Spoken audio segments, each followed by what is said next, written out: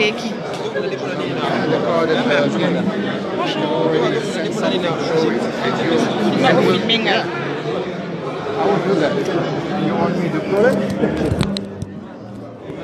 Voilà. Ça va? Tu vas bien? Dans la salle de plénière, dans la salle Manoumane, dans l'attente de la publication de résultats. J'ai vu que tu étais en direct. Oui, je suis en direct, toi. Ah oui, j'ai vu. Allô? On attend l'application. Oui, dans la salle, oui. On est dans la salle, dans l'attente de la publication. Allô? Attends, donne-moi une minute. Dans l'attente de la publication de résultats. Donc les journalistes sont déjà en place. Je vais vous montrer.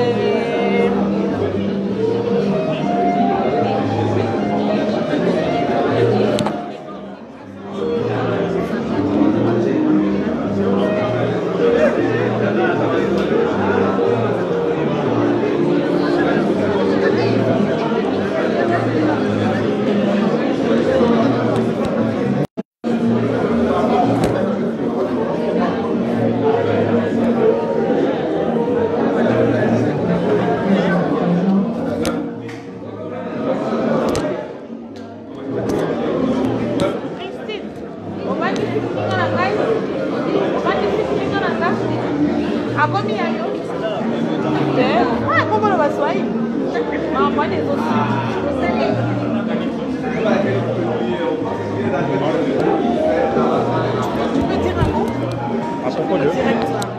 On attend ici. Comment ça se passe? Tu peux tenir ça, ça fait aussi. Où ça? Je parle ici?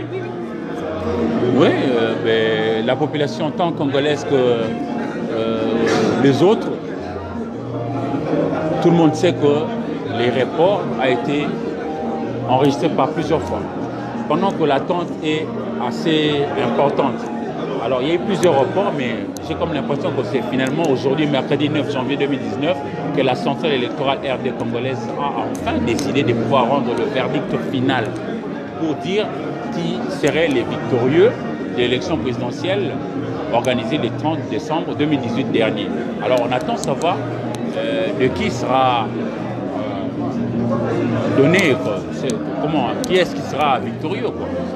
Est-ce que vous pensez que ça pourra être fait d'ici 1 heure, 2 heures, ou ça peut prendre encore plus de temps que... Toujours par rapport à tout ce qui s'est passé, c'est-à-dire des reports en report, je me réserve de pouvoir me prononcer par rapport à l'heure. Mais nous tous, nous sommes suspendus à savoir ce qui va se passer, c'est-à-dire qui est-ce qui sera annoncé comme le futur président de la République démocratique du Congo, comme successeur de Joseph Kabila, qui devra faire un passage civilisé au sommet de l'État avec celui qui va venir. Mais vous êtes journaliste Eric Izami, je rappelle, d'Antenne 1, journaliste, et puis vous couvrez les activités de la CENI.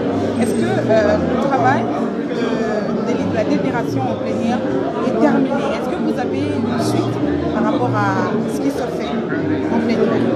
Nous avons une suite, mais encore toujours, il faut vérifier encore et encore. Parce que bon, on ne voudrait quand même pas balancer quelque chose qui pourrait encore... Il faudrait vérifier pour être sérieux aussi par rapport à ce que l'on annonce à la population. C'est très sérieux. Il ne faudrait pas balancer n'importe quoi. Encore faut-il vérifier d'abord. Et c'est seulement qu'on est très sûr de ce que l'on veut dire que l'on peut balancer. Parce que la population voudrait savoir c'est qui est victorieux. Jusque-là, ça n'a pas encore fouillé. Parce qu'il y en a qui disent c'est tel qui est élu, c'est tel qui est élu. Je n'oserais surtout pas. Je n'oserais surtout pas m'avancer sur ces terrains-là. J'attendrai le moment venu comme pour annoncer. Et il faut respecter le public. Il faut respecter surtout les Congolais qui ont longtemps attendu ces élections d'abord, plusieurs fois reportées. Et puis, en principe, on a annoncé que c'était le 6 janvier dernier que l'on devait annoncer le gagnant. Ça n'a pas été fait. Nous sommes allés de report en report. Alors, respectons quand même le peuple pour attendre le moment venu, pour lui dire la vérité qu'elle veut savoir. Vous êtes journaliste, vous êtes aussi leader d'opinion. Un mot vers vous, parce qu'il y a 3 leaders d'opinion. Il y a 3 leaders principaux candidats, mais il y a 17 autres candidats. Eric Izami, il y aura un seul vainqueur. Un mot peut-être pour ces autres camps qui se sentiront lésés de leur candidat. Vous savez, c'est depuis l'accession du pays à l'indépendance en 60 que l'on attend vivre un passage civilisé au sommet de l'État, dans la paix. Ça sera un beau cadeau que d'offrir au peuple congolais ce passage-là dans la paix, pour que celui qui viendra puisse davantage commencer à parachever le travail qui a été amorcé entre-temps. Et c'est ainsi qu'on va, nous tous, honorer les paroles que nous prononçons dans notre hymne national. Nous peuplerons ton sol et nous assurerons ta grandeur. Si c'est vraiment notre vœu depuis les pères de l'indépendance, mettons-nous au travail comme pour aider celui-là à pouvoir trouver des solutions aux préoccupations qui sont exprimées au sein de notre communauté. Merci.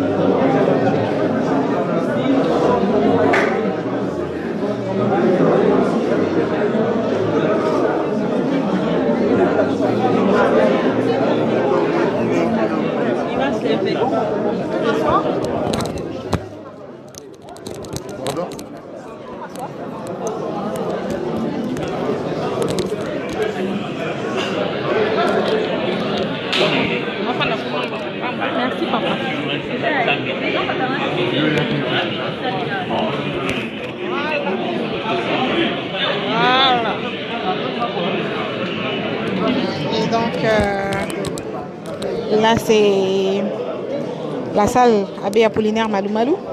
David, tu peux m'aider à me prendre comme ça, s'il te plaît? Tiens là, tiens ici. Tiens seulement ici. Tiens. Non, non, non, non, non, non, pas là-bas. Tiens seulement ici. C'est bon? Donc, comme vous l'avez constaté, on est dans la salle Abbé Apollinaire Malou Malou, au siège de la Commission électorale nationale indépendante. C'est ici que le bureau de la CENI va proclamer le vainqueur de l'élection présidentielle du 30 décembre 2018. Comme ça, voilà. Comme ça l'a été avec l'abbé Apollinaire Malou Malou. Comprenez qu'on est en direct, on se bat tant qu'on peut. En tout cas, j'ai fait de mon mieux pour avoir de la connexion Internet, même dans la CENI, au siège de la CENI, et le direct, parfois, il y a de désagréments. Mais bon, on attendra que le bureau arrive. Jusque-là, moi, je ne spécule pas. On a dit c'est X, on a dit c'est Y.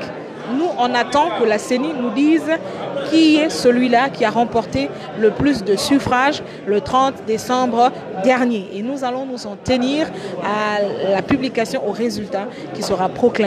Et C'est tout à fait légitime que chaque camp revendique la victoire, mais la seule institution habilitée à nous dire celui qui a gagné, c'est la CENI. Et donc nous attendons avec les journalistes déjà en place. C'est un grand événement pour notre pays. Il faut le savoir, il faut le reconnaître. C'est un grand événement, comme vous pouvez le voir.